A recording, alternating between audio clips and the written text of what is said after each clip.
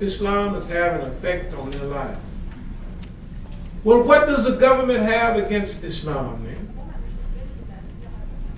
If the American people who are oppressed and depressed accept Islam, they're not going to fill up the jails anymore. Their job now is to study and read. The first revelation of Quran is Iqra, read.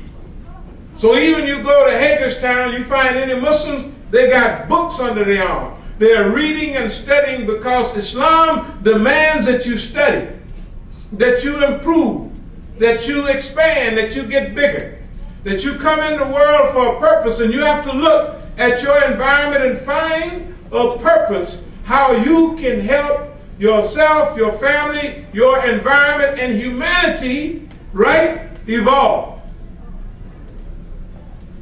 They say we're associated with terrorists. You know who we're associated with more than anybody? People want to clean up the Chesapeake. They want to. Environmentalists. We are more aligned with environmentalists than anybody you can think of. You know why? Because they got enough sense to know that the earth cannot continue as a living organism with that bum called the human being dirtying up the air and the water and messing up everything. Isn't that right? So some of my best friends is tree huggers and save the whales folks. I'm telling you.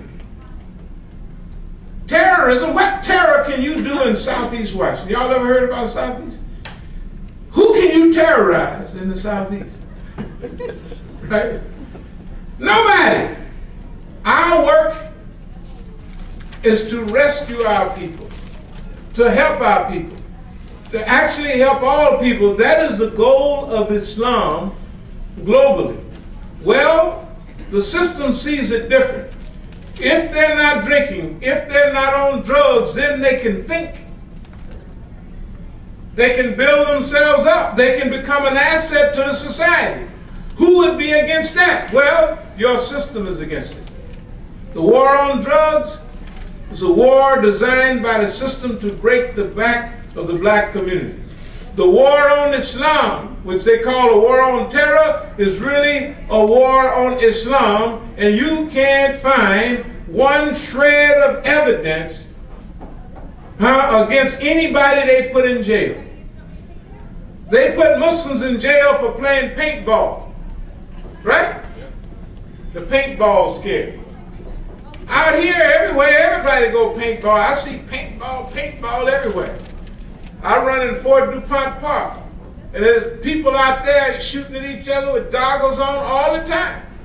They don't call them terrorists. Paintball has been considered a threat to the U.S. government.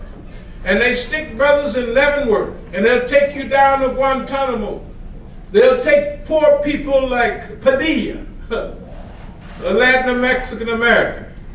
He comes back and they say this guy is going to make a dirty bomb. He can't even read and write. A dirty bomb. Some sub-thermonuclear device, and the guy can't read. He don't know what they're talking about. But he became a Muslim.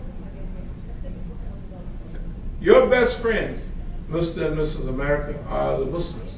Your best citizens are Muslims. Both of your best citizens in America start with M, Mormons and Muslims. Yeah. We cause less trouble than anybody. We ain't robbing no banks. We ain't doing nothing. Right? I'm telling you. Only thing we don't like about Mormons, they all join the FBI. The biggest group in the FBI is Mormons. Right? They go from oppressed to oppressor. So we got to talk to them. Say, hey man, what's happening with y'all? Right? What's happening with y'all? They oppress you, run you way out to Utah, now you join up and you're going to oppress us on their behalf? What's happening with that? That's all you got to talk to them. Maybe when they snap, they'll come to their conclusion. Right? Brothers and sisters, in moving toward a close, everything I said is in some article over there where we've discussed this from years back. I want to say today, thank God for George Bush.